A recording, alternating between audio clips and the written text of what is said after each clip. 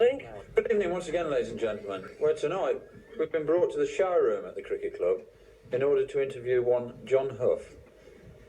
Now, this goes back to the depths of last summer, the last game, in fact, against Huntington and Arden, where John was, well, there's only one way you can put it, really. He was set up. And we were just going to ask him of his thoughts of last summer, particularly that last game. It all started way back in the early parts of the summer with the ridiculous episode against Leigh Wotton, of which most of you know about.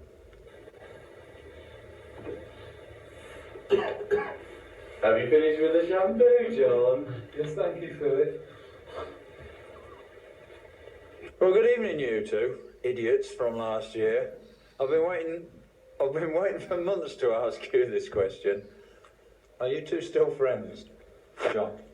I'll let Jeff answer that. I'll let John answer that. I can see this conversation is going to go a long way. Yes, the best of friends. They're best of friends. I thought you might. You can share my room on tour any time. Can't really share mine. As long as you don't want to share the double bed. No. Come on, let's not start arguing again. Just going back to that last game. I mean, you didn't really have a clue what was going on, did you? No, not at all. And as usual, Jeff just took it one step too far and it's all got a bit out of hand. Can you just talk us through what happened in your eyes, John?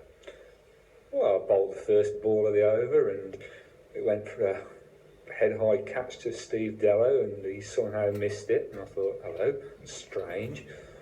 Came in with the second ball and the second ball went past the edge of the bat to the boundary with no keeper there. I thought, oh, something's up here.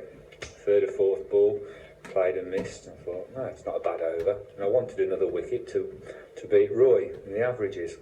And the fifth ball came along and another catch nearly went to hand. And I thought, well, that wasn't a chance, so we'll let that one pass. And the sixth ball of the bloody over, it went straight past the bat, straight under the diving keeper, who I thought was a right pillock. And I told him so, and it developed from there. Well, if I remember right, I think the umpire called no ball as well, just to compound it a little bit. That's right, and I couldn't bloody believe it. And I stood back in the ground and I looked at the footstep and I said, what the fucking hell are you doing as well? You're all in this bloody thing together. Yeah, there were one or two people laughing. I mean, the poor old batsman didn't really know what was going on, did he, Jeff? Not really, no. I mean, I thought probably the best comment was afterwards when John did speak to Jim after the game and said, Roy, I wanted to have a chat with the boys before Roy went out because I wanted to do the same to him. Yeah.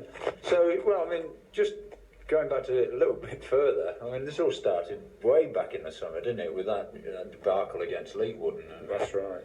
To which you sort of cast your assertions in known. Well, I just happened to make a comment from the changing room. It was like, you fucking cheat. Can we have a language on this, please? Come on, John. You're bleeping out. Are you bleeping out? Don't you two start again. Yeah. So, yeah, I mean, it couldn't have happened to a worse bloke with Taphouse trying to act like a player. And Colin Clark, I felt a bit sorry for him. So I vented my frustrations at, I would think, about 11 of their players. I mean, were you first to apologise after that last game, Jeff? Oh, yes, I apologise to John, but, it's new season now, and let's hope, things I forgot. Yeah, I noticed that the pair of you, which, I mean, we're not pulling any punches, two of our larger members of the squad are both doing quite well and losing a little bit of weight for the start of this season, so you're fairly keen, I take it. Oh, yes, well, I think we'll be up there again, won't we, John? Yeah, certainly. I'm losing a bit of weight now. Yeah, and a new girlfriend on the scene as well. Oh, that's what helped lose the weight a bit. Right, great stuff. And I see, Jeff, you're taking everything so seriously again. Yes, it's good to see I'm taking it really seriously this season. I intend to open the batting this year for the seconds and the first, so, best of luck for that for the season, lads. That's great. Well, thanks ever so much, lads, for coming down. I'll just add one thing. I'm hoping we've got another wicket keeper this year, so the ball doesn't go past the bat so many bloody times. I do as well, because I won't be wicket keeping this year. I'm the batsman now. Well, as you can see, ladies and gentlemen, they're still at it, even 6 months on. And that concludes the 5th instalment in our little escapade this year. Good evening once again, and welcome to round 6 of the Reg Thatcher Shield. Tonight brings us to number 119 Birmingham Road, Warwick, for the final round, and this prat. As many of you know, this Pratt is usually responsible for many of the goings-on down at the Warwick Cricket Club. But one particular incident at the back end of last tour in July is very well renowned for. And we're here to talk to him about that and his part in the Reg Thatcher Shield. Good evening, Ant. Good evening. Thanks for letting us down your home tonight to conduct this little interview with you. You're the final participant in this year's Reg Thatcher Trophy. You know why we're here, don't you?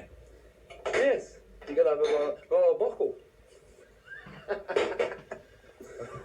Well, I'm laughing already. What more could you expect? But just going back to the tour last year, do you remember that morning, that episode in the swimming pool? Can you just talk us through it? You know, for the I remember it well. the viewers down the club. Well, I thought they always having a nice little swim around and whatever, you know, and they had a water chute there. So I thought, well, I'll have a go on that. And I thought I'd be awkward and go down head first. So I went down head first. I hit the water with such force, my false teeth came out. And I lost them. I couldn't get hold of them, and they went straight down to the bottom. And if I remember right, the water was a bit murky as well, wasn't it? Yes. Yeah, and well, it was a bit. Then I had to get out to the pool and then have a look and whatever you. So I decided to do a bit of scuba diving, and I managed to. I managed with a packet of cornflakes and whatever you. A bit of milk. I dived and got it. You got your teeth. Yeah. Created a few laughs amongst the lads, though, didn't it? Can we just have a little look at the falsies for the folks back in the club there? There they are, kid.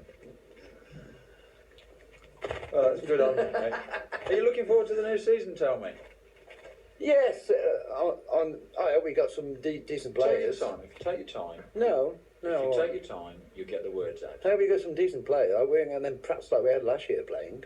For instance, What's his name? That first team won what 40 was holding him back one day. Hey, who was that? Pratt, that tall totem pole. You know.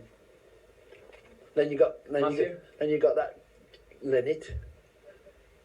He thinks he's a bloody policeman, traffic controller with that bloody helmet he wears.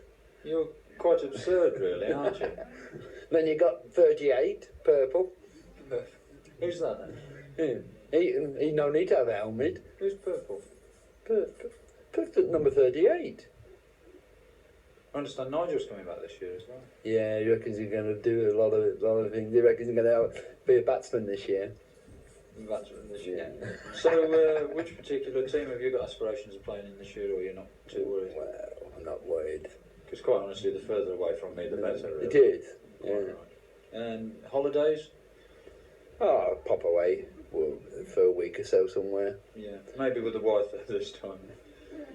Well, if I bumped into her, I might ask her if she wants to come along. Right. Right, well, thanks for letting us into your humble abode there. And as you can see, ladies and gentlemen, the wallpaper in the house is looking rather splendid for a painter and decorator. Something akin to what it looked like 2 years ago when I came down. No, sure. 3 years ago then. Yeah, right. And that just about concludes this year's awards. The winners will now be announced, or the nomination. Thank you, Anne. The nominations will once again be announced, and the winner will be announced in reverse order. Thank you very much.